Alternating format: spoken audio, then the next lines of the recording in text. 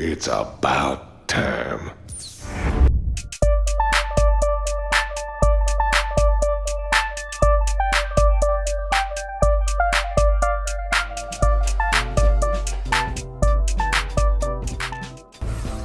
What's up guys, and welcome to this week's Top 10, where we count down the top 10 most violent video games ever made. Just a warning, there's a lot of graphic content ahead, as there should be.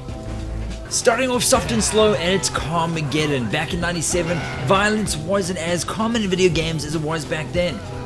There certainly wasn't any violence in racing games, that's why when CARMAGEDDON came out, it was one of a kind.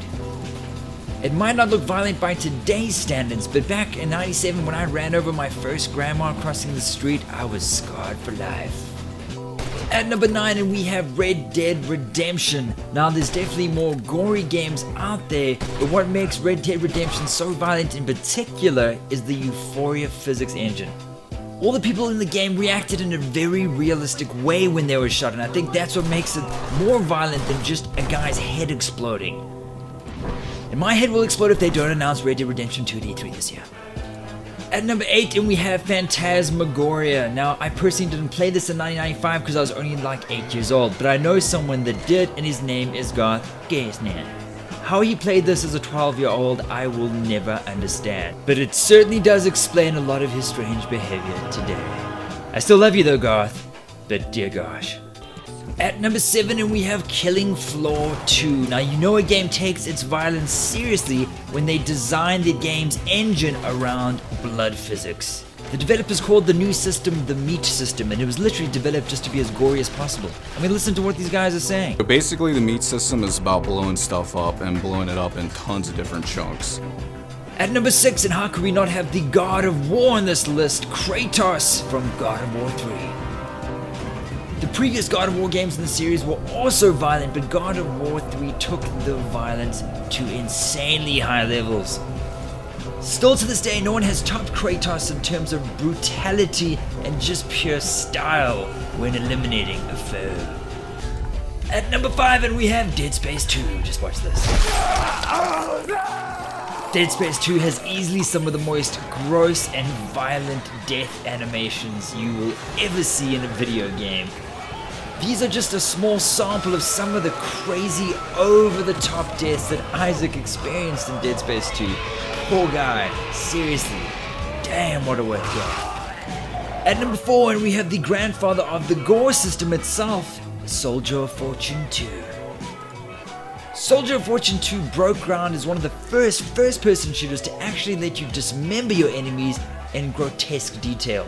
Before Soldier of Fortune 2, you would just see a few blood splatters on a wall after killing an enemy, but Raven really wanted to take it to the next level, leaving bits of bone and flesh scattered everywhere. At number 3, and we have the recently released Doom. A reimagining of the original 90s classic, Doom now takes violence to the next gen level. The glory kill system in Doom is actually an integral part of the game itself. And there was no pun intended in naming the system that, because the kills in Doom are truly glorious. Coming in at number 2, we have Mortal Kombat 10. Now anyone that has played this game will know that the fatalities are cringe-worthy.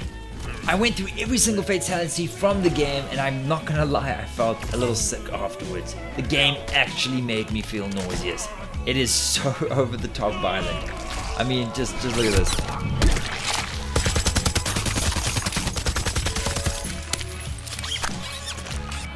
At number 1, the only video game I actually felt bad for playing, Manhunt.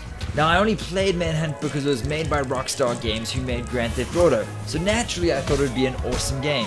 I got to about the 2nd or 3rd level and honestly felt like a bad person. Although the graphics in Manhunt weren't that good, the sound effects will haunt your dreams. Just take a listen to this.